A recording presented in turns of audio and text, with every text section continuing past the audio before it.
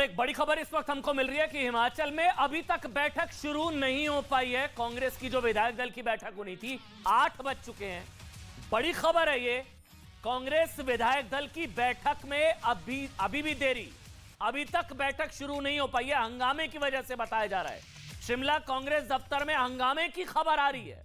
हंगामे की वजह से बैठक में देरी। आप जानते हैं सरकार तो बनने जा रही है, लेकिन सीएम कौन होगा उसको लेकर संग्राम छिड़ा हुआ है। ये देखिए तस्वीरें, ये तस्वीरें हिमाचल कांग्रेस पर बड़ी खबर है। अब दावेदार हैं 3 से 4, पहले 3 थे, संभवतः अब 4 हो गए हैं।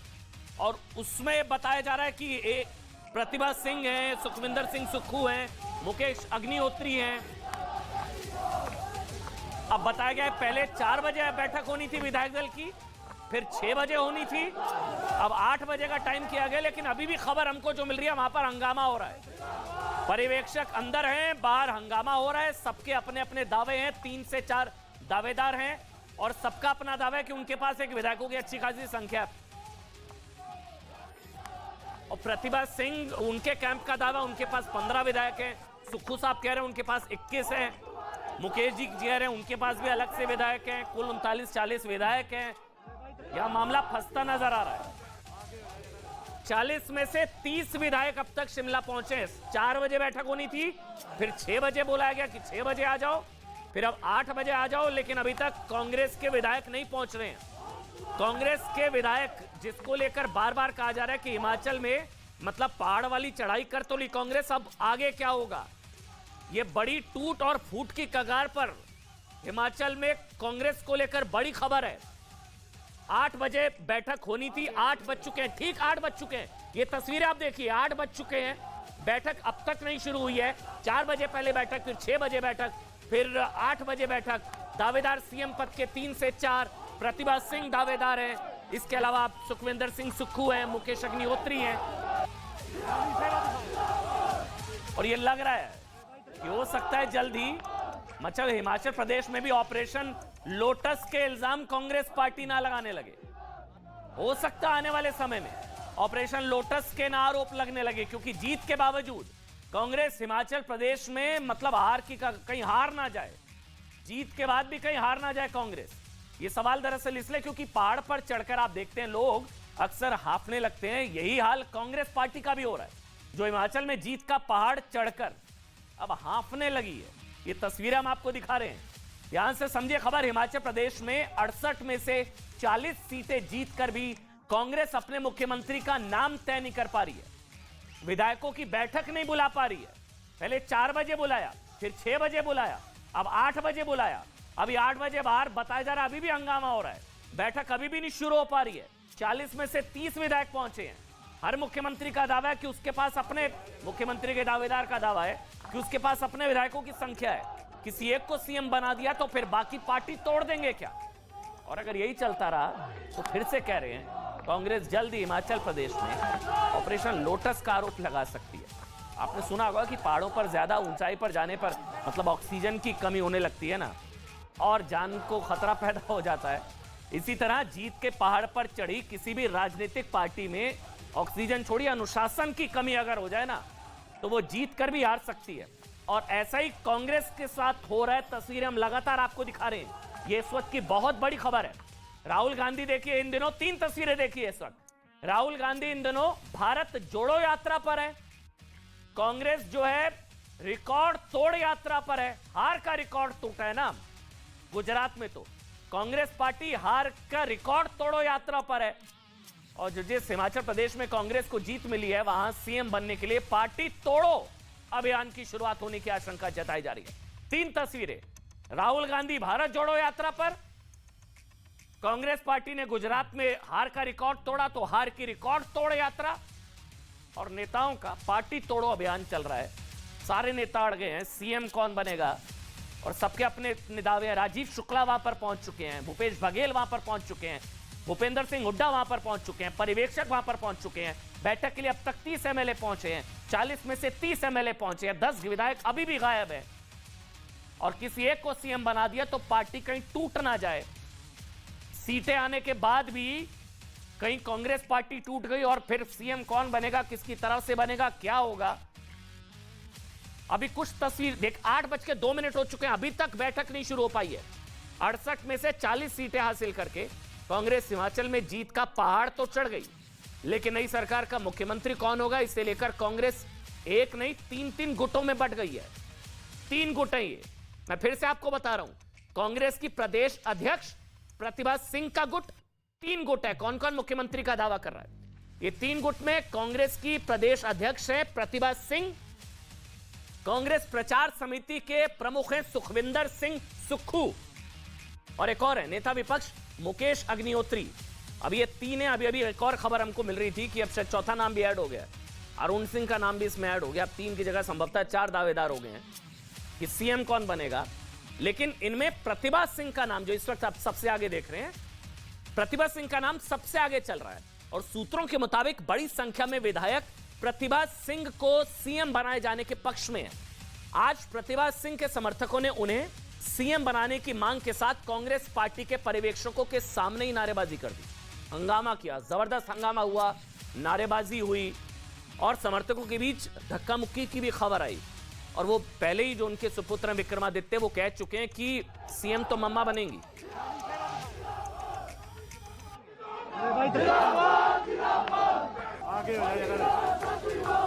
ये वो तस्वीरें जब प्रतिभा सिंह के समर्थकों ने हंगामा किया, गाड़ी को चारों तरफ, ये देखिए ये जो गाड़ी है, गाड़ी को चारों तरफ से घेर लिया गया, पर्यवेक्षक वहां पर पहुंचे, हंगामा हुआ और बताया जा रहा है कि अंदर धक्का मुक्की की भी कुछ खबरें आई है। मुख्यमंत्री चुनने के लिए कांग्रेस ने हिमाचल प्रदेश में अपने 3 पर्यवेक्षकों को भेजा, जिनका नाम अभी मैंने आपको बताया। छत्तीसगढ़ के मुख्यमंत्री भूपेश बघेल, भूपेंद्र सिंह हुड्डा और हिमाचल प्रदेश के पार्टी प्रभारी राजीव शुक्ला वहां पर शामिल हैं। लेकिन वो लोग वहां पर पहुंचे तो क्या नजारा है ये आप देख रहे हैं। सभी पार्टी के जितने भी मुख्यमंत्री के दावेदार हैं वो लोग वहां पर हंगामा करने लगे, नारेबाजी करने लगे, अपने अपने मुख्यमंत्री जो दावेदार है उनके पक्ष में।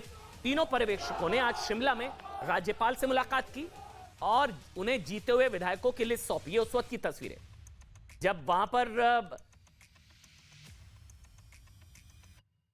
ये वो तस्वीरें हम आपको दिखाएंगे, लेकिन ये वो तस्वीरें जब हंगामा हुआ, शिमला में राज्यपाल से मुलाकात की और उन्हें जीते हुए विधायकों की लिस्ट सौंपी। वहां पर राजीव शुक्ला पहुंचे, वहां पर भूपेंद्र सिंह हुड्डा पहुंचे, तमाम नेता वहां पर पहुंचे और जीत का दावा किया गया, जीते हुए विधायकों की लिस्ट सौंपी।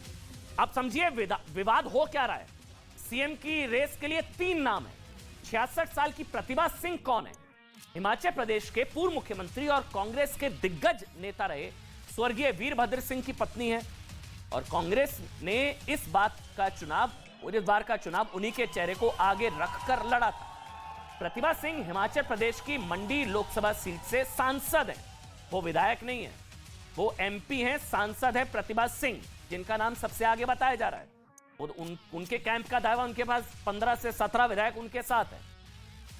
सूत्र यह भी बता रहे हैं कि उन्हें बड़ी संख्या में विधायकों का समर्थन हासिल है और वो कह चुकी हैं कि सीएम की कुर्सी पर कौन बैठेगा इसका फैसला तो कांग्रेस की आला कमान के हाथ में है। लेकिन चूंकि वो ये भी जोड़ देती हैं कि यह चुनाव वीरभद्र सिंह के नाम पर लड़ा गया, इसलिए उनके परिवार को नजरअंदाज नहीं किया जा सकता। एक तरीके से उन्होंने चेता भी दिया है। They cannot neglect his family. They cannot neglect because उन्हीं के नाम पर, उन्हीं के चेहरे पर, उन्हीं के कामों को लेकर हमने ये इलेक्शन जीता है। ऐसा तो नहीं हो सकता कि नाम आप उनका यूज करो, चेहरा उनका यूज करो, फैमिली उनकी यूज करो और आप श्रेय किसी और को दो। ऐसा तो हाईकमांड भी नहीं करेगी। और सीएम की रेस में दूसरा जो नाम है, अच्छा ये लाइव तस्वीरें इस वक्त हमको मिल रही हैं, विधायक पूरे नहीं पहुंचे हैं, बताया जा रहा है 40 में से 30 विधायक पहुंचे हैं। पर्यवेक्षकों के साथ ये बैठक चल रही है। इस वक्त 8:06 विधायक दल की बैठक अभी नहीं शुरू हो पाई है और ये वो तस्वीरें आ रही हैं। अच्छा, साथ ही आपको बता दें दूसरा नाम जो है वो 58 साल के सुक्खू हैं, सुखविंदर सिंह सुक्खू। सुखविंदर सिंह सुक्खू हिमाचल प्रदेश में कांग्रेस के पूर्व प्रदेश अध्यक्ष रह चुके हैं, जो फिलहाल तो वो प्रचार समिति के प्रमुख हैं। वो प्रदेश अध्यक्ष रह चुके हैं, फिलहाल वो प्रचार समिति के प्रमुख हैं। सुक्खू को राहुल गांधी का पसंदीदा माना जाता है। वो हमीरपुर जिले की नौदौन सीट से जीतकर 4थी बार विधायक बने हैं। प्रतिभा सिंह, मैंने आपको बताया, वीरभद्र सिंह की पत्नी है प्रतिभा सिंह, और वो कह रही हैं कि क्योंकि चुनाव वीरभद्र सिंह के चेहरे पर लड़ा गया, कांग्रेस ने प्रतिभा के चेहरे पर चुनाव लड़ा, तो सीएम बनेंगी प्रतिभा सिंह। दूसरा नाम जो चल रहा है सुखविंदर सिंह सुक्खू, 4थी बार जीतकर वे वो विधायक बने हैं। और हिमाचल प्रदेश कांग्रेस के पूर्व अध्यक्ष रहे हैं, हिमाचल में प्रचार समिति के वो प्रमुख हैं सुक्खू साहब। सुक्खू साहब का दावा है कि उनके पास 20 से 21 विधायक हैं। प्रतिभा सिंह का दावा है कि इनके पास 15 के करीब विधायक है। और इस रेस में तीसरे नंबर पर 60 साल के मुकेश अग्निहोत्री हैं। एक और है, मुकेश अग्निहोत्री कौन है भाई, एक बार जल्दी से आपको बता देते हैं। चुनाव से पहले तक ये विधानसभा में नेता विपक्ष थे। मुकेश अग्निहोत्री वीरभद्र सिंह की सरकार में मंत्री भी रह चुके हैं। इनका भी दावा है कि वही भी सीएम बनेंगे और उन्हें प्रतिभा सिंह का करीबी भी माना जाता है। वैसे ये भी कहा जा रहा है कि प्रतिभा सिंह उनका नाम भी मुख्यमंत्री पद के लिए आगे कर सकती हैं। वैसे रेस में प्रतिभा सिंह के पुत्र विक्रमादित्य का भी नाम शामिल है। चौथा एक और है, विक्रमादित्य का भी नाम शामिल है। हालांकि वो कह चुके हैं कि भाई वीरभद्र के नाम पर चुनाव लड़ा गया तो मम्मा बनेंगी सीएम। वो ये भी कह चुके हैं कि उनकी इच्छा है कि उनकी मां मुख्यमंत्री बने और जरूरत पड़ने पर वो अपनी सीट पर भी उनके लिए, मतलब क्योंकि वो सांसद है इसलिए सीट चाहिए होगी। अगर प्रतिभा सिंह को मुख्यमंत्री बनना है तो सांसद हैं तो उनको विधायकी का चुनाव लड़ना होगा। विक्रमादित्य कह चुके हैं कि मैं अपनी सीट तक छोड़ने के लिए तैयार हूं।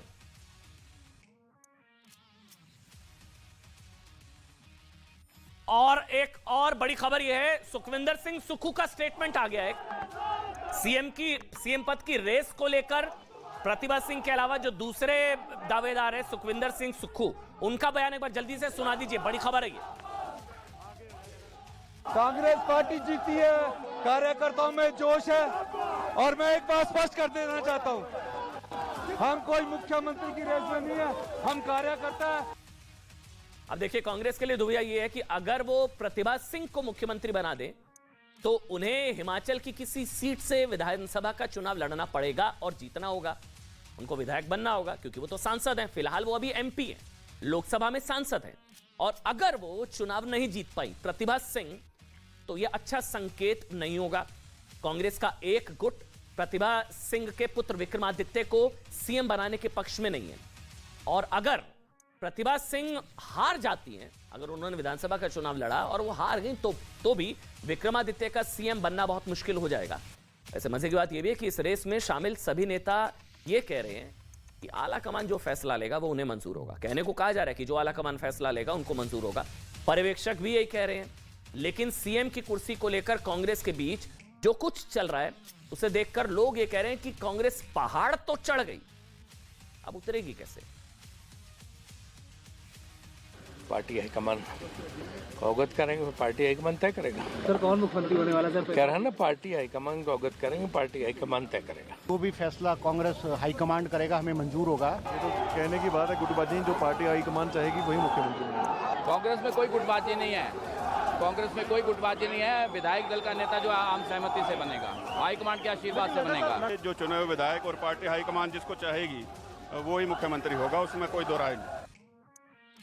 और सूत्रों के हवाले से एबीएम को खबर मिल रही है कि दरअसल दिल्ली से जो पर्यवेक्षक आए, जिनका नाम मैंने आपको बताया, राजीव शुक्ला वहां पर पहुंच चुके और साथ ही भूपेश बघेल वहां पर पहुंच चुके, भूपेंद्र सिंह हुड्डा वहां पर पहुंच चुके हैं।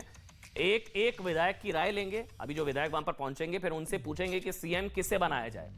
अब सबके अपने अपने विधायक है, सारे विधायकों से पूछा जाएगा सीएम किसे बनाया जाए। फिर इस राय को दिल्ली भेजा जाएगा और प्रियंका वाड्रा और संभवतः दिल्ली में फैसला लिया जाएगा कि मुख्यमंत्री का पद किसे सौंपा जाए। लेकिन इस विवाद से एक बात तो साफ है। अच्छा, मेरे साथ इस वक्त ग्राउंड से अमन भारद्वाज मेरे साथ इस वक्त न्यूज 18 संवाददाता मेरे साथ इस वक्त लाइव जुड़ चुके हैं। अमन, क्या चल रहा है वहां पर?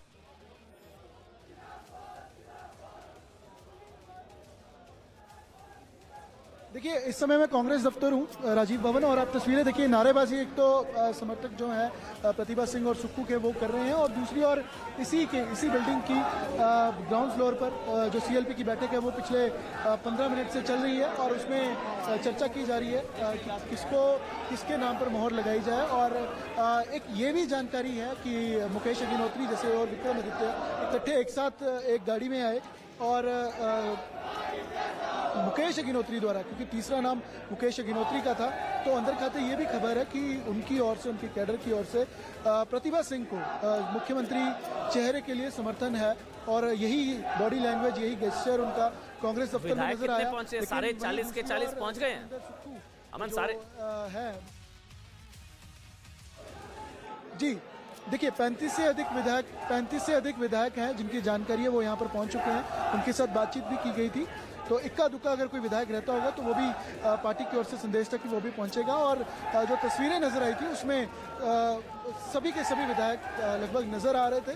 तो CLP की बैठक और शुरू कर दी गई थी और इसमें खास तौर पर चर्चा की जा रही है कि किसके नाम पर मोहर लगाई जाए, क्योंकि विधायक पहुंच गए थे। जो ऑब्जर्वर हैं, अब देखिए जैसे ये कुछ विधायक पेंडिंग थे तो ये भी पहुंच गए हैं। जो विधायक रह चुके थे तो वो भी अब पार्टी दफ्तर पहुंच रहे हैं ऐसे ही।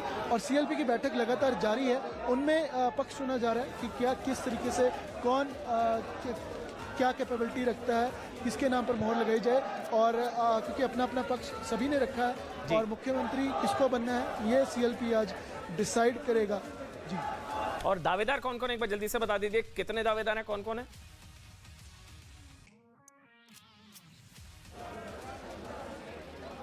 देखिए, मुख्यमंत्री के लिए सबसे पहला नाम प्रतिभा सिंह का है कि वो वीरभद्र की लेगेसी को आगे बढ़ाना चाहती हैं। पार्लियामेंट्री चुनाव उन्होंने लड़ा, जीता, अध्यक्ष हैं और उस लेगेसी को आगे बढ़ाया जाए। कुछ काम थे जो वीरभद्र के सपने में थे, ये दावा उनका है। और दूसरे नंबर पर सुक्खू है, यंग है, फ्यूचर कांग्रेस का हिमाचल में नजर आता है सुक्खू में। हाईकमान को प्रियंका गांधी के, राहुल गांधी के भी करीबी हैं। और वहीं जो एक परिवारवाद का आरोप कांग्रेस पर लगता है उससे सुक्खू बचे हुए हैं। हालांकि प्रतिभा सिंह वीरभद्र के परिवार से है, तो उसी घर ने 7 बार मुख्यमंत्री रहते हुए राज जो है वो उसका आनंद लिया है। तो ऐसे में सुक्खू एक ऑप्शन जो है वो नजर आ रही है। लेकिन दोनों में टक्कर है और हाईकमान इस लॉबिंग में भी नजर थी कि किसके हक में कितने विधायक हैं। शुक्रिया आपका, शुक्रिया। रहिए खबर नजर बनाए रखे, आपके बाद दोबारा आएंगे। तस्वीरें वो दिखा रहे हैं कि वहां पर अभी भी विधायकों के पहुंचने का सिलसिला जारी है। पहले 4 बजे बैठक, फिर 6 बजे, फिर 8 बजे अब जाकर बैठक शुरू हुई है CLP की, लेकिन अभी भी विधायक वहां पर पूरे नहीं पहुंचे हैं।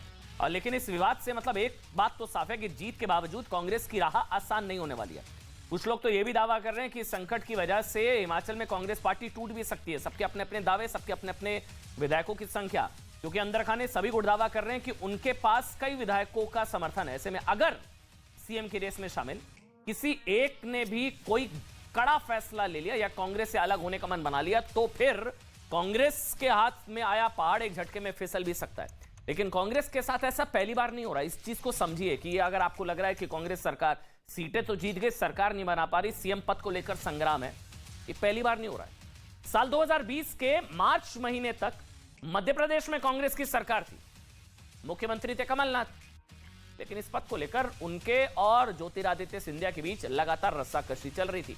इसका नतीजा यह हुआ कि ज्योतिरादित्य सिंधिया ने कांग्रेस छोड़ दी और बीजेपी में शामिल हो गए। गया प्रदेश, उनके साथ 22 विधायकों ने भी इस्तीफा दे दिया। कांग्रेस की सरकार अल्पमत में आ गई, बीजेपी को सरकार बनाने का मौका मिल गया। ये मध्य प्रदेश में हुआ। इसके अलावा राजस्थान में भी अभी 2 बड़े नेताओं के बीच जबरदस्त विवाद चल रहा है। मुख्यमंत्री अशोक गहलोत है और दावेदारी सचिन पायलट की भी है। इसे लेकर दोनों नेताओं के बीच आपको कई बार होगा खींचतान की खबरें आती रहती हैं। और हाल ही में तो यहां तक विवाद बढ़ गया था कि अशोक गहलोत ने सचिन पायलट को गद्दार तक कह दिया था। ये हालांकि उसके बाद जो है अशोक गहलोत और सचिन पायलट राहुल गांधी की भारत जोड़ो यात्रा के दौरान एक साथ नजर आए। दोनों ने दिखाने की कोशिश भी की, मैसेज भी दिया कि ऑल इज वेल, सब कुछ ठीक है। लेकिन माना जाता है कि अभी भी दोनों नेताओं के बीच सब कुछ सामान्य नहीं है। इसके विपरीत, अच्छा यहां जो चल रहा है हमने आपको बताया, अभी रस्साकशी चल रही है CM पद को लेकर। इसके विपरीत बीजेपी में अगर मुख्यमंत्री आप जानते हैं बदल भी जाता तो कोई विवाद नहीं होता, कोई बखेड़ा खड़ा नहीं होता। मतलब फिर चाहे आप मुख्यमंत्री बदल दे, 8 साल में 3 मुख्यमंत्री बदल दे, वहां पर उत्तराखंड में बदल दिया जाए, गुजरात में बदल दिया जाए। उत्तराखंड में धामी साहब को एंड में बना दिया गया था चुनावों से ठीक पहले, कोई विवाद नहीं हुआ, कुछ नहीं। गुजरात में भी ऐसा हुआ। दरअसल ऐसा इसलिए क्योंकि बीजेपी में अनुशासन है और अनुशासन की यही कमी कांग्रेस के लिए कई बार परेशानी का सबब बनती है। पहाड़ों पर ऑक्सीजन की जरूरत तो है, लेकिन अब अनुशासन की भी जरूरत है। हिमाचल में मुख्यमंत्री का विवाद भी इसी का एक उदाहरण है। इसलिए हम कह रहे हैं कि अगर किसी भी पार्टी में अनुशासन गया तो समझिए शासन गया, किसी भी पार्टी में अनुशासन गया तो समझिए शासन गया। और अनुशासनहीनता की वजह से शासन गंवाने के मामले में कांग्रेस सारे रिकॉर्ड तोड़ती हुई नजर आ रही है। यहां ब्रेक के लिए रुक रहे हैं, ब्रेक के बाद आपको शॉर्टकट के चक्कर में होने वाले शॉर्ट सर्किट के बारे में बताएंगे।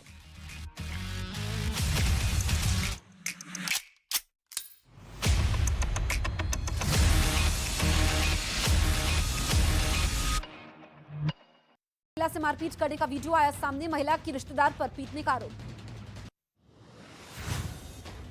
छत्तीसगढ़ के बिलासपुर में 3 मंजिला कॉम्प्लेक्स में लगी भीषण आग, लाखों का सामान जलकर हुआ राख। पटना के बाढ़ में एक केमिकल फैक्ट्री में भीषण आग लगने से मचा हड़कंप, गैस रिसाव की वजह से लगी आग, कड़ी मशक्कत के बाद काबू पाया गया।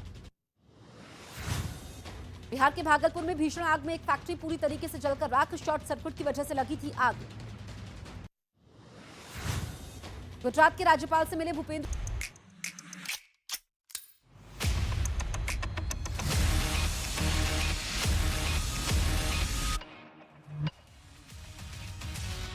हिमाचल में मुख्यमंत्री चुनने का रास्ता कांग्रेस के लिए लंबा होता जा रहा है, ये हम आपको बता चुके हैं।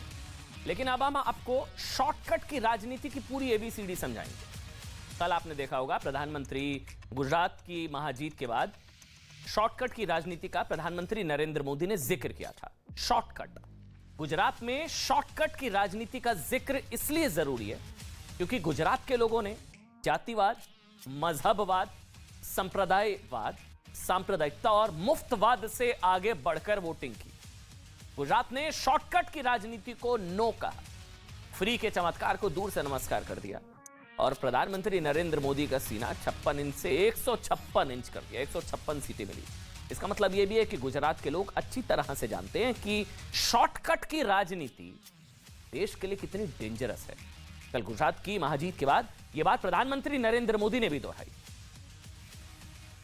अनुभव के निचोड़ से कहावतें बनती थी और हमारे यहां हमारे पूर्वजों ने हमें विरासत में दी हुई एक कहावत है, आमदनी अठन्नी और खर्चा रुपया। अगर ये वाला हिसाब रहेगा तो क्या स्थिति होगी ये हम दुनिया में हमारे अड़ोस पड़ोस में आज भली भांति देख रहे हैं। और इसलिए आज देश बहुत सतर्क है। देश के हर राजनीतिक दल को ये याद रखना होगा कि चुनावी हथकंडों से किसी का भला नहीं हो सकता। ये बात स्पष्ट है कि देश आज शॉर्टकट नहीं चाहता। देश का मतदाता आज इतना जागरूक है कि क्या उसके हित में है, क्या उसके अहित में है, वो अच्छी तरह जानता है। देश का वोटर जानता है कि शॉर्टकट की राजनीति का कितना बड़ा नुकसान देश को उठाना पड़ेगा। आज देश में कोई संशय नहीं कि अगर देश रहेगा, देश समृद्ध होगा तो सबकी समृद्धि तय है। तो चलिए आज सबसे पहले आपको शॉर्टकट वाली राजनीति की परिभाषा समझाते हैं। जो प्रधानमंत्री ने कहा कि शॉर्टकट की राजनीति को नकार दिया गुजरात ने। राजनीति के शॉर्टकट का मतलब अगर आपको समझना है तो इसको इस तरह से समझिए कि शॉर्टकट मतलब छोटे फायदे के लिए बड़ा नुकसान, तात्कालिक फायदे के लिए दीर्घकालिक नुकसान। मतलब होता यह नहीं कि वोट के लिए लालच देना, लुभावने वादे करना, यह शॉर्टकट है। हो सकता है कुछ वोट मिल जाएंगे, शॉर्टकट हो जाता है, लेकिन फिर कैसे अर्थव्यवस्था की ऐसी की तैसी होती है, वो नुकसान होता है। नंबर 1। नंबर 2, तात्कालिक फायदे के लिए देश को नुकसान पहुंचाना, शॉर्टकट। वोट के लिए मतलब तात्कालिक फायदे के लिए समाज में दरार पैदा करने की कोशिश, शॉर्टकट। वोट के लिए तुष्टीकरण की राजनीति, शॉर्टकट। वोट के लिए देश विरोधियों, आतंकवादियों का बचाव, कि कुछ वोट मिल जाते हैं ना, तात्कालिक फायदा तो हो जाता है, कुछ वोट मिल जाते हैं, तुष्टीकरण हो जाता है आतंकवादियों के पक्ष में बोलने से, लेकिन देश को नुकसान होता है, दीर्घकालिक नुकसान है, ये शॉर्टकट होता है। और वोट के लिए टुकड़े टुकड़े गैंग का समर्थन करना, शॉर्टकट। तो इस परिभाषा के जरिए आप अंदाजा लगा सकते हैं कि देश में शॉर्टकट की राजनीति करने वाले राजनीतिक दल और नेता कौन कौन हैं। और गुजरात चुनाव में जीत के बाद प्रधानमंत्री नरेंद्र मोदी का इशारा किसकी ओर था? शॉर्टकट की राजनीति पर प्रधानमंत्री नरेंद्र मोदी की बात सही भी है, क्योंकि दुनिया में यह सिर्फ हमारे देश में संभव है कि भले ही राज्य कर्ज में डूबे हों, भले ही राज करने वाली पार्टियों के पास राज्यों को कर्जे से निकालने का कोई प्लान नहीं हो, लेकिन ये पार्टियां मुफ्त की स्कीम्स को जीत की गारंटी मान लेती हैं। जैसे मुफ्त में लंका लगी है, लंका की ना, कुछ ऐसा ही मॉडल है यहाँ पर दुनिया में। मतलब हमारे यहीं पर, हमारे देश में संभव है कि जहां वोट के लिए आतंकवादियों के केस वापस ले लिए जाते हैं, ये भी शॉर्टकट होता है। शॉर्टकट वोट के चक्कर में ये शॉर्टकट अपनाया जाता है, आतंकवादियों के केस वापस ले लिए जाते हैं, तुष्टीकरण के लिए आतंकवादियों के लिए आंसू बहाए जाते हैं और टुकड़े टुकड़े गैंग का समर्थन कर दिया जाता है। शॉर्टकट। वैसे तो दुनिया के कई बड़े अर्थशास्त्री क्या कह चुके हैं, जो शॉर्टकट है, मुफ्त वाला शॉर्टकट है, फ्रीबीज, रेवड़ी कल्चर, मुफ्त की योजनाएं किसी भी देश को बर्बादी की ओर ढकेल सकती है। गुजरात, हिमाचल और एनसीडी चुनावों से पहले यही बात देश के बड़े बड़े अर्थशास्त्रियों ने लोगों को समझाने की कोशिश की। हम आपको बताते हैं। दुनिया में प्रख्यात नोबेल पुरस्कार से सम्मानित अर्थशास्त्री अभिजीत बनर्जी ने कहा था कि चुनाव से पहले लोगों को फ्री गिफ्ट बांटना गरीबों की मदद करने का सही तरीका नहीं है, इसे अनुशासित करने की जरूरत है।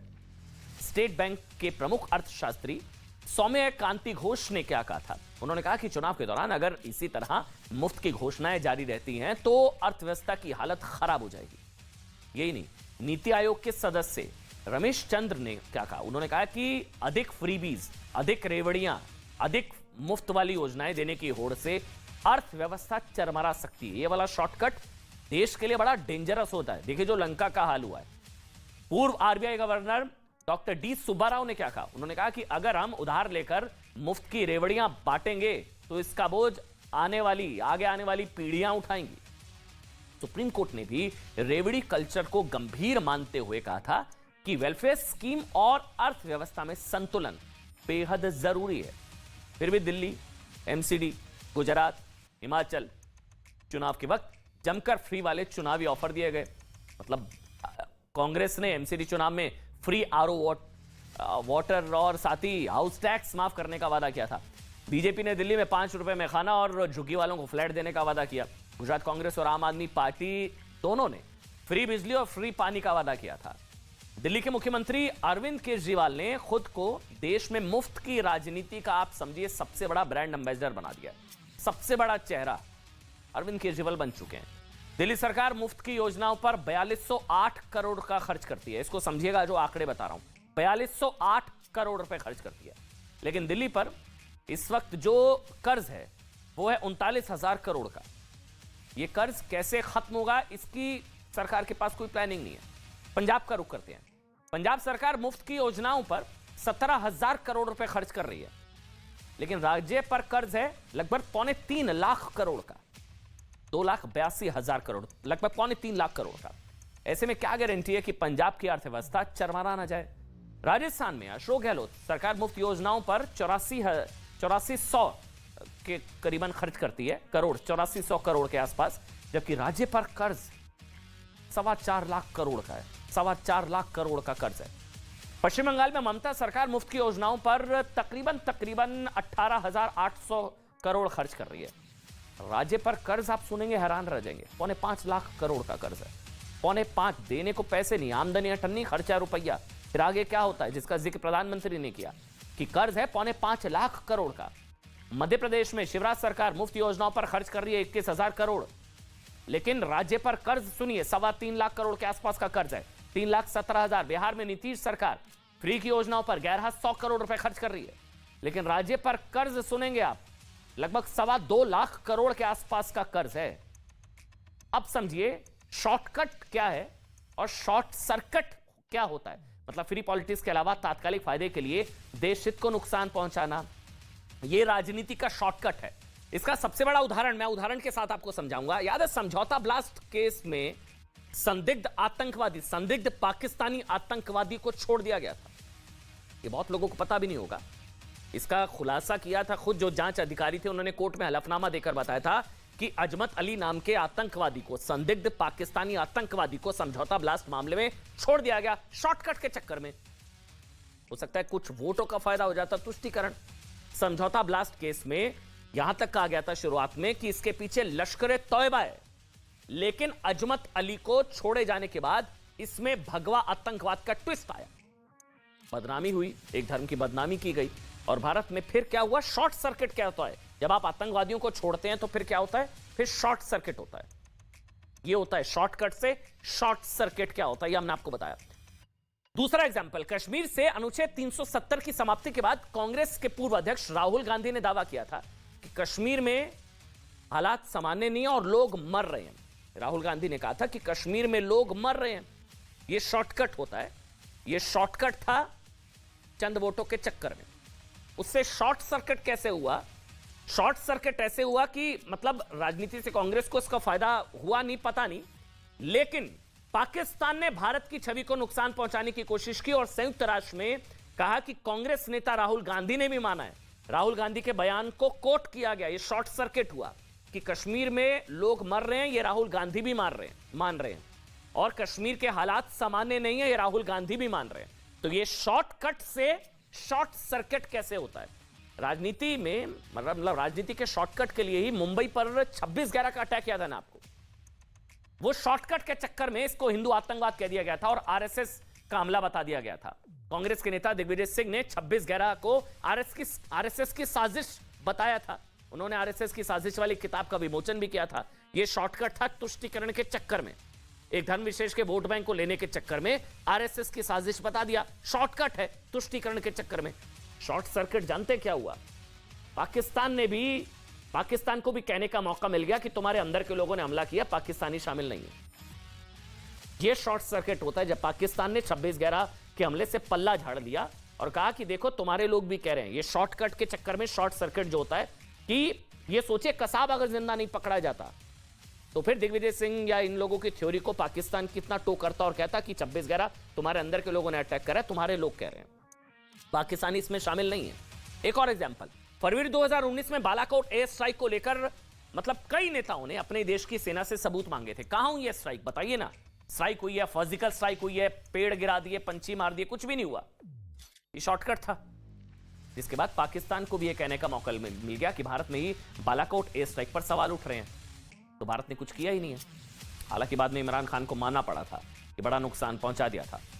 एक और उदाहरण, समाजवादी पार्टी की सरकार ने तुष्टीकरण के शॉर्टकट के चक्कर में आतंकवादियों के केस वापस लिए। ये तो हार्ड फैक्ट है, सबको पता है हार्ड। फिर कोर्ट ने भी फटकार लगाई थी कि आतंकियों को पद्म सम्मान देना चाहती है क्या सरकार? ये हार्ड फैक्ट्स हैं।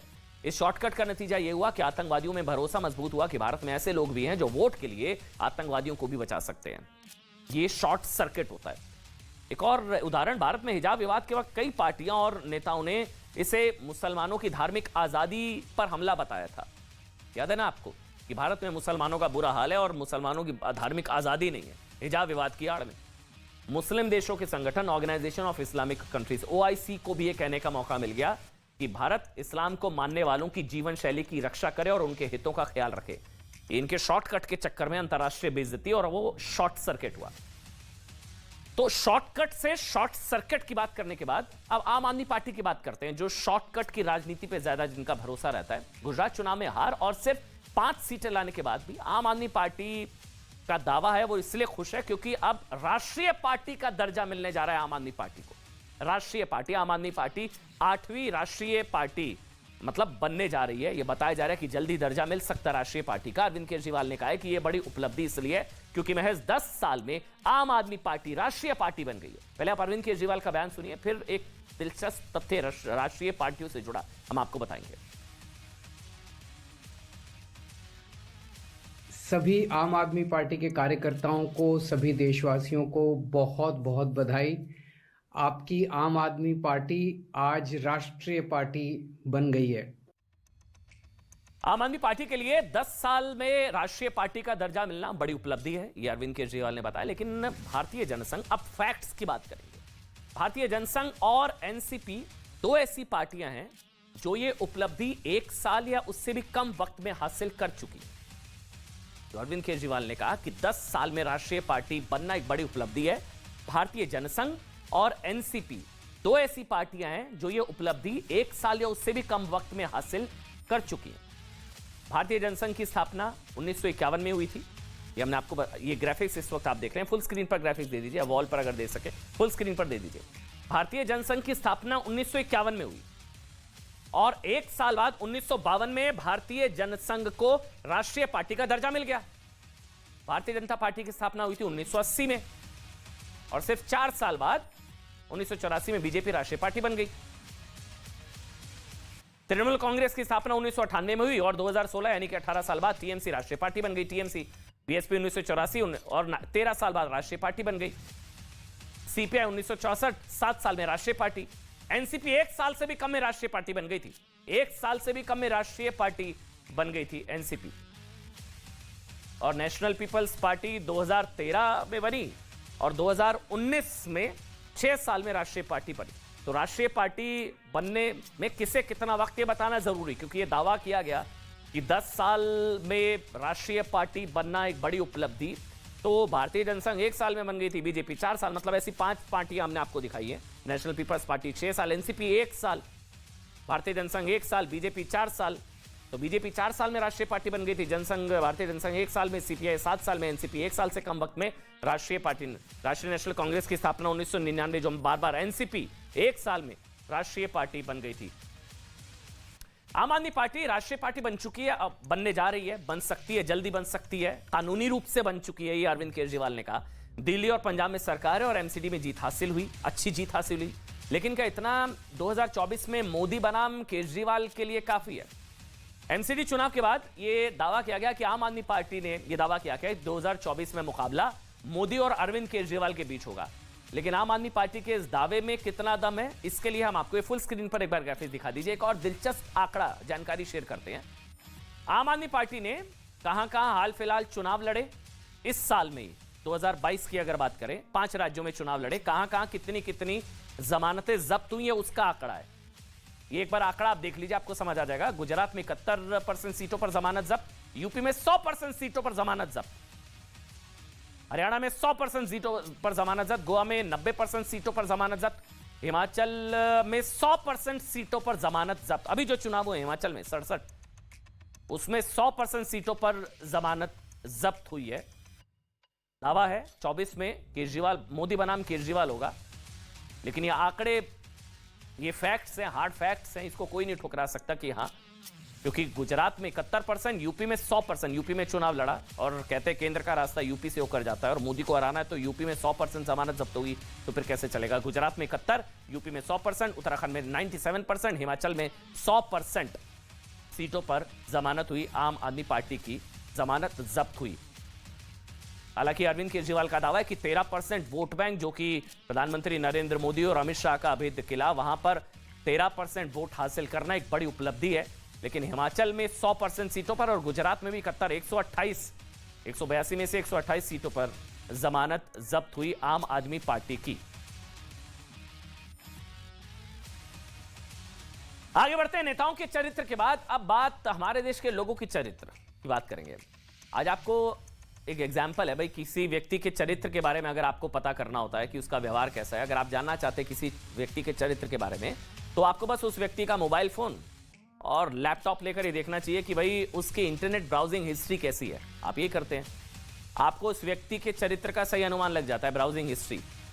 अब मोबाइल और फोन्स और लैपटॉप तो लोग पासवर्ड से सुरक्षित करके रखते हैं, इसलिए किसी के मोबाइल फोन में ताक झांक करना आसान भी नहीं और करना भी नहीं चाहिए भाई। लेकिन सामूहिक तौर पर एक देश के लोगों का चरित्र कैसा है, इसे आज हम आपको बताएंगे। देश के लोगों का चरित्र, उनकी ब्राउजिंग हिस्ट्री क्या कहती है, इसे सर्च ट्रेंड्स के जरिए समझा जा सकता है। बहुत दिलचस्प है, एक एक शब्द को बहुत ध्यान से सुनिएगा। दुनिया की सबसे बड़ी इंटरनेट कंपनी गूगल ने हर साल की तरह इस साल सर्च ट्रेंड्स की सूची जारी करी है कि भारत के लोगों ने सबसे ज्यादा क्या सर्च किया है। आप ये सुनना चाहेंगे जरूर, जिसके मुताबिक भारत के लोगों ने पिछले 3 वर्षों की तरह इस साल भी सबसे ज्यादा क्या सर्च किया? इंडियन प्रीमियर लीग, आईपीएल के बारे में सर्च किया। मतलब जिससे एक बात तो साफ हो जाती है कि आप समझिए कि चाहे दुनिया में कोरोना आए, चाहे लॉकडाउन लग जाए, चाहे कोरोना की वैक्सीन आ जाए, लेकिन भारतीयों की सबसे ज्यादा क्रिकेट को लेकर जबरदस्त रुचि है। सबसे ज्यादा सर्च अगर कुछ गूगल ट्रेंड्स पर किया गया सर्च ट्रेंड में, तो वो क्रिकेट टॉप पर है, आईपीएल, इंडियन प्रीमियर लीग। बाकी सबका नंबर इसके बाद आता है, जितनी चीजें हैं। एक और चीज सुनिए, भारत के 2022 के गूगल ट्रेंड्स में दूसरे नंबर पर रहा कोविन। यह दरअसल भारत सरकार के स्वास्थ्य मंत्रालय द्वारा बनाई गई एक वेबसाइट है, कोविन ऐप, जिसके जरिए आप न सिर्फ कोरोना की वैक्सीनेशन के लिए खुद को रजिस्टर कर सकते हैं, दूसरे नंबर पर सबसे ज्यादा सर्च किया गया कोविन, बल्कि अपना वैक्सीनेशन सर्टिफिकेट भी आप डाउनलोड कर सकते हैं। तो सबसे ज्यादा सर्च किया गया कोविन। आपने देखा 2021 में कोविन गूगल सर्च में दूसरे नंबर पर था।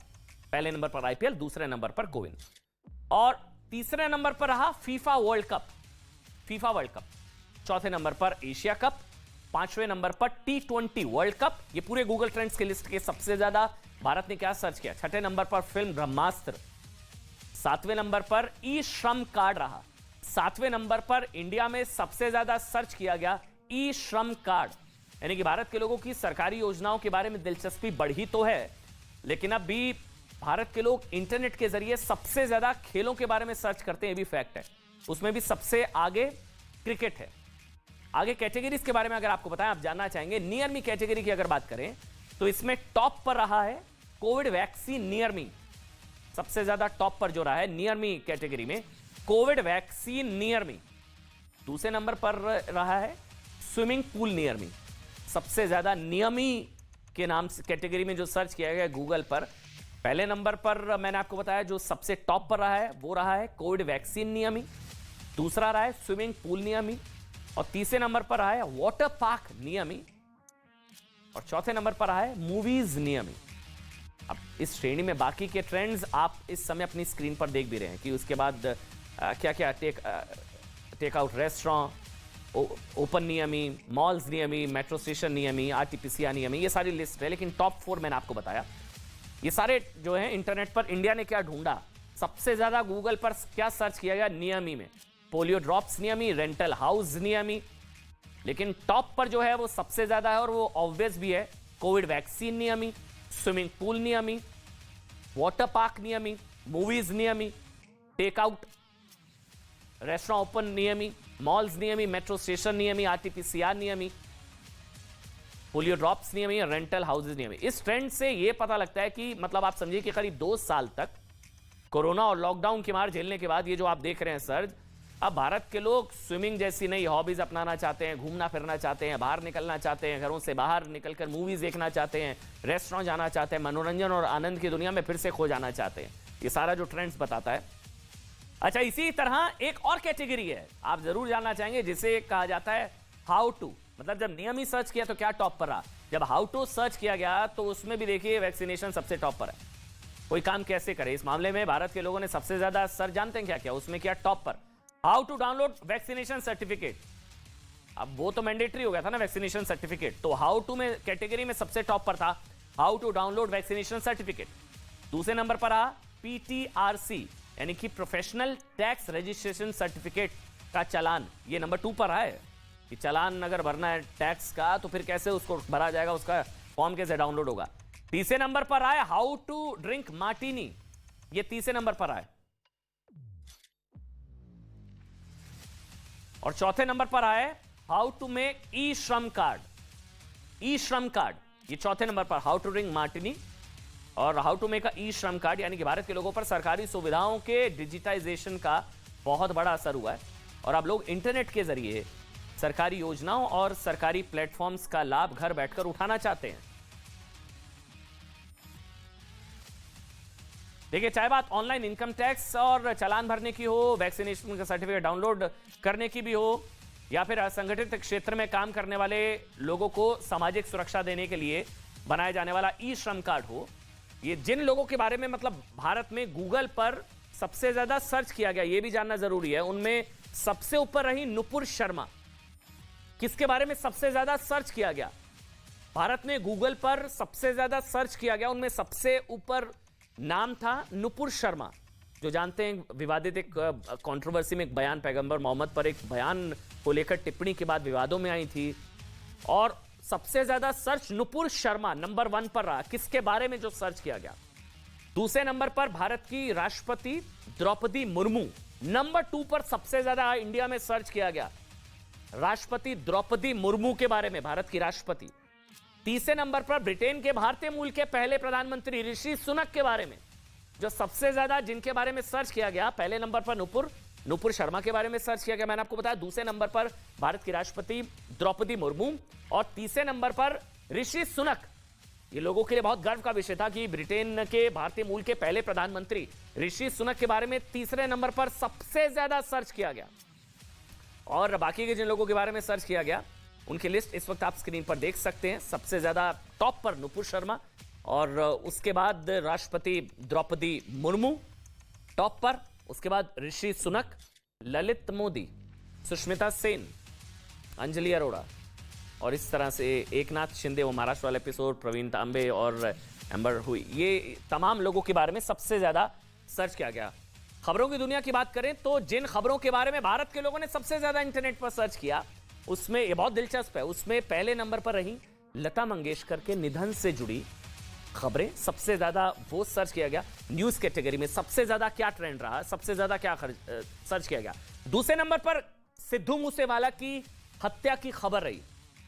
टॉप ट्रेंड्स में हम आपको बता रहे पूरे इंडिया में सबसे ज्यादा कौन सी खबर को सर्च किया गया। टॉप ट्रेंड्स में लता मंगेशकर का निधन, सिद्धू मूसेवाला की हत्या, रूस यूक्रेन युद्ध तीसरे नंबर पर। चौथे नंबर पर उत्तर प्रदेश विधानसभा चुनाव। आप सोचिए, उत्तर प्रदेश विधानसभा चुनावों को टॉप ट्रेंड्स में सबसे ज्यादा, गूगल में टॉप ट्रेंड्स में सबसे ज्यादा लता मंगेशकर का दुखद निधन, सिद्धू मूसेवाला की हत्या, रूस यूक्रेन युद्ध, इसके अलावा यूपी चुनाव परिणाम, कोविड-19 के कितने केस, यह भी सर्च किया गया। शेन वॉन का निधन, क्वीन एलिजाबेथ का निधन, केके का निधन, हर घर तिरंगा को लोगों ने सबसे ज्यादा सर्च किया 9वें नंबर पर। ये गूगल पर टॉप न्यूज ट्रेंड्स है। ये न्यूज कैटेगरी में सबसे ज्यादा कौन सी खबर के बारे में सर्च किया गया। ये सारी चीजें हमने आपको बताई कि किस तरह से यूपी चुनाव परिणाम, कोविड-19, कोविड के बाद में से भारत के लोगों में खाने की नई नई डिशेस बनाने की रुचि भी बढ़ी है। और जिस रेसिपी की को सिर्फ भारत ही नहीं दुनिया के लोगों ने सबसे ज्यादा सर्च किया वो था पनीर पसंदा। सबसे ज्यादा सर्च किया गया। कुल मिलाकर देखिए कहा जाए तो इन ट्रेंड्स ने यह बता दिया है कि भारत के लोगों में सबसे ज्यादा दीवानगी क्रिकेट को लेकर है। आईपीएल नंबर 1 और भारत के लोग अब मनोरंजन के नए ऑप्शंस तलाश रहे हैं। कोविड के चक्कर में काफी समय घर बैठना पड़ा, लेकिन अब मनोरंजन के नए साधन और भारत की बड़ी आबादी इंटरनेट के जरिए सरकारी ई श्रम ऐप, जो ज्यादा ई श्रम के फायदे और उसको लेकर जो सर्च किया गया, लोगों में इस चीज को लेकर भी जागरूकता है कि सरकारी योजनाओं का लाभ उठाना वो सीखना चाहती है। पूरी दुनिया की अगर बात करें तो लोगों ने खुद को बदलने के बारे में, अब ये इंडिया के ट्रेंड्स हमने आपको बताए, पूरी दुनिया में सबसे ज्यादा सर्च किया गया। आप जानना चाहेंगे कि पूरी दुनिया की बात करें तो लोगों ने खुद को बदलने के बारे में भी इंटरनेट पर खूब सर्च किया। कैन आई चेंज इस मामले में सबसे आगे रहा। इसी तरह can I change my life, can I change my self, ये टॉप्स पूरे वर्ल्ड में सबसे ज्यादा सर्च किया गया। Can I change career, can I change my outlook जैसे टर्म्स भी इस बड़ी संख्या में सर्च में सबसे ज्यादा जो सर्च किए गए। यानी कि कोविड और लॉकडाउन का संकट देखने के बाद अब लोग खुद को बदलना चाहते हैं, वो अपनी आदतें बदलना चाहते हैं और अपना पेशा बदलना चाहते हैं और यहां तक कि लोग अपना हुलिया भी बदलना चाहते हैं। यानी खुद में बदलाव लाने के प्रति लोग सजग हुए हैं और लोग अब एक जैसा रूटीन जीवन भी नहीं जीना चाहते हैं। ये बहुत इंटरेस्टिंग खबर थी, हमको लगा आपको जरूर बतानी चाहिए। और अब अगली खबर, भारत में शरिया के पैरोकारों को ध्यान से देखनी चाहिए। तस्वीरें आज आपको दिखाएंगे। अफगानिस्तान में सत्ता आने के बाद तालिबान ने, ये तस्वीरें, तालिबान ने पहली बार शरिया के तहत किसी को सार्वजनिक तौर पर गोली मारकर सजाए मौत दी है। ये फुल स्क्रीन पर तस्वीरें दिखा दीजिए एक बार। शरिया के पैरोकारों को तस्वीर जरूर देखनी चाहिए। सार्वजनिक तौर पर गोली मारकर सजाए मौत दी है। जिस व्यक्ति को सजाए मौत दी गई है उस पर 2017 में एक व्यक्ति की हत्या का और उसका मोबाइल फोन और साइकिल चुराने का आरोप था। यह मामला अफगानिस्तान के, ये जो तस्वीर है फरहा प्रांत की है। ये तस्वीर जिस व्यक्ति की हत्या हुई थी उसी के पिता के हाथ में बंदूक देकर कहा गया कि वो अपने बेटे के हत्यारे को गोली मार दे और उसके बाद उस व्यक्ति ने आरोपी को 3 गोलियां मार दी। यह अफगानिस्तान से खबर आई। पहली बार इस तरह से हुआ वहां पर सत्ता परिवर्तन के बाद, मतलब तालिबान के शासन में आने के बाद। इतना नहीं, इसके ठीक बाद तालिबान ने परवान जिले में सार्वजनिक तौर पर 27 लोगों को कोड़े मारकर सजा दी। यह अफगानिस्तान की तस्वीरें, जो तस्वीरें इस वक्त हम आपको दिखा भी रहे हैं, इनमें 17 पुरुष और 10 महिलाएं, कुल 27 थे। 17 पुरुष 10 महिलाएं इसमें शामिल थी। इन लोगों को यह सजा एक स्टेडियम में दी गई और इस सजा को देखने के लिए वहां 1000 से ज्यादा लोग वहां पर मौजूद थे। जब ये सार्वजनिक तौर पर सजा दी, तालिबान ने क्रूरता की हदें पार की। तालिबान प्रशासन का कहना है कि यह शरिया कानून के तहत आने वाले किसास का किस्सा है। तालिबान का यह कहना है कि यह शरिया कानून के तहत आने वाले किसास का हिस्सा है। जिसके तहत अपराध करने वाले को ऐसी सजा दी जाती है। जो तस्वीर आप देख रहे हैं, 27 लोगों को इसी तरह से सार्वजनिक तौर पर कोड़े मारे गए वहां पर, और वहां पर जिसमें 17 पुरुष 10 महिलाएं। और तालिबान का यह कहना है कि दरअसल शरिया कानून के तहत आने वाले किसास का हिस्सा ये किसास, जिसके तहत अपराध करने वाले को ऐसी सजा दी जाती है। सरल भाषा में कहें तो ये आंख के बदले आंख वाला कानून है, अनाय फॉर अनाय। पिछले महीने ही हमने आपको बता रहे हैं कि पिछले महीने तालिबान के दरअसल सुप्रीम लीडर मुल्ला हबीबुल्लाह अखुंज़ादा ने कहा था कि जुर्म करने वाले को सार्वजनिक तौर पर सजा देनी शुरू की जाए। ये पिछले हफ्ते ही कहा था। और उसके बाद से ही अफगानिस्तान से लगातार, आपको बता दें कि ये जिसको इस वक्त आप देख रहे हैं टीवी स्क्रीन पर, ये तालिबान का सुप्रीम लीडर मुल्ला हबीबुल्लाह अखुंज़ादा है। और इसी ने कहा था कि जुर्म करने वालों को सार्वजनिक तौर पर सजा दी जानी शुरू की जाए। और उसके बाद से ही जो तस्वीरें आ रही हैं अफगानिस्तान से, लगातार इस तरह की तस्वीरें आ रही है। अफगानिस्तान से लगातार ऐसी तस्वीरें सामने आ रही हैं जहां पर लगातार इस तरह से खुलेआम संयुक्त राष्ट्र ने तालिबान की इस हरकत की निंदा की है। संयुक्त राष्ट्र तक ये मामला पहुंचा जहां पर 27 लोगों को खुलेआम उनको कोड़े मारे गए, गोलियां मरवाई गई। इस हरकत की संयुक्त राष्ट्र ने निंदा की है, लेकिन ये निंदा किसी काम की है या नहीं ये तो पता नहीं, क्योंकि जिस संयुक्त राष्ट्र में अमेरिका की सबसे ज्यादा सुनी जाती है वही अमेरिका पहले तो आधी रात को अफगानिस्तान के लोगों को मरने के लिए छोड़ गया, और फिर उसी अमेरिका ने तालिबान के साथ कतर की राजधानी दोहा में एक डील साइन की जिसमें तालिबान और अमेरिका के बीच सबसे पहला और बड़ा समझौता इस तरह की हिंसा को रोकने को लेकर हुआ था। लेकिन एक बार फिर अपने लोगों को अफगानिस्तान से बाहर निकालने के लिए बाद अमेरिका सारे वादे भूल गया है। 100 बात की एक बात,